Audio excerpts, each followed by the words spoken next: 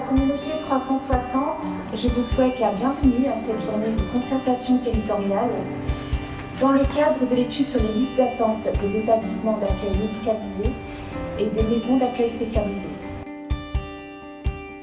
L'idée de ce matin, c'est de voir comment on peut co-construire des solutions. Il n'y a pas une solution, il y en a plusieurs.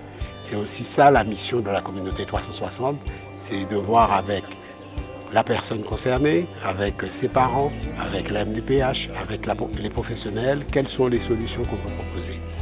Moi, j'aimerais qu'il soit dit dans quelques années que, il y a eu un avant, un après 2025, où la communauté 360, les professionnels se sont mobilisés pour trouver des solutions pour les personnes qui sont en attente. Au programme aujourd'hui, donc des ateliers co-constructifs ce matin pour vraiment créer les projets de demain. Et l'après-midi, plutôt donc, des visios de présentation, des démarches un peu innovantes sur le territoire. Nous avons mis en place 6 ateliers participatifs.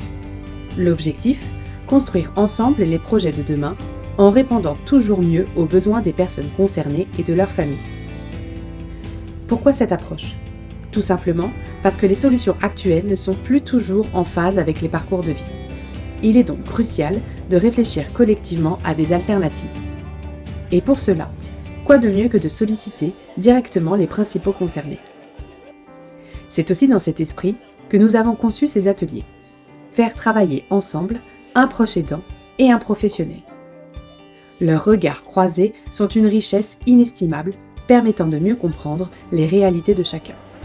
La communauté 360 essaye de réfléchir à accompagner nous, les personnes en situation de handicap, que ce soit dans les structures ou dans les familles. Le but, c'est pas de rester d'être dans un établissement et de rester enfermé et de juste tourner en rond et au final de ne rien faire, entre guillemets, même s'il y a des activités proposées. LES, les personnes. Je participe à aider les personnes. Aménager un logement. Pour avoir une vie ordinaire. Pour avoir une vie ordinaire. C'est pour se sentir un peu plus comme tout le monde. Vous êtes d'accord? C'est ça? La journée a également été marquée par la présentation de démarches innovantes. Ces exemples concrets ont ouvert le champ des possibles et nous ont permis de repenser notre approche actuelle face à la problématique des listes d'attente en établissement médicalisé. Jean Ruche nous a d'abord partagé la genèse de son projet de famille solidaire. Il a montré comment, en tant que citoyen concerné, on peut bâtir une action à grande échelle comme les habitats inclusifs. Ensuite, Elisabeth Bourbonnais nous a présenté la démarche singulière de l'Institut du Mai. Depuis près de 30 ans, ils œuvrent pour l'autonomie des personnes en situation de handicap via un parcours en établissement d'accueil médicalisé qui mène à un logement autonome, la PEVA. Enfin, Fanny Cérès d'Atome a abordé la nécessité de repenser l'architecture de nos établissements. Face au vieillissement des structures, elle a montré comment transformer un hébergement en une véritable habitation, où les résidents se sentent chez eux. Ça permet de transposer et de proposer ou d'imaginer d'autres solutions. La réponse, elle n'est pas seulement institutionnelle, mais il y a peut-être d'autres modalités qu'on peut proposer d'accueil, d'accompagnement, d'habitat, qui permettent d'imaginer un parcours résidentiel de la personne. Je peux être sur une petite structure, même avec peu de capacité, mais en même temps sur un mode assez inclusif, jusqu'à quelque chose de très inclusif. Et puis quand mes capacités se réduisent, revenir vers l'établissement où je vais avoir un accompagnement médicalisé plus important.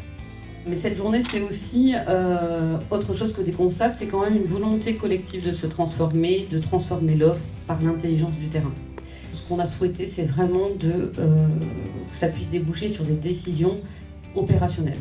Nous déploierons à la rentrée, donc le mois de septembre, une task force territoriale avec un but qui est de rencontrer les personnes qui sont dans l'attente d'une place, d'analyser leur situation, d'initier des premières réponses et de poser les bases d'un suivi individualisé et dynamique.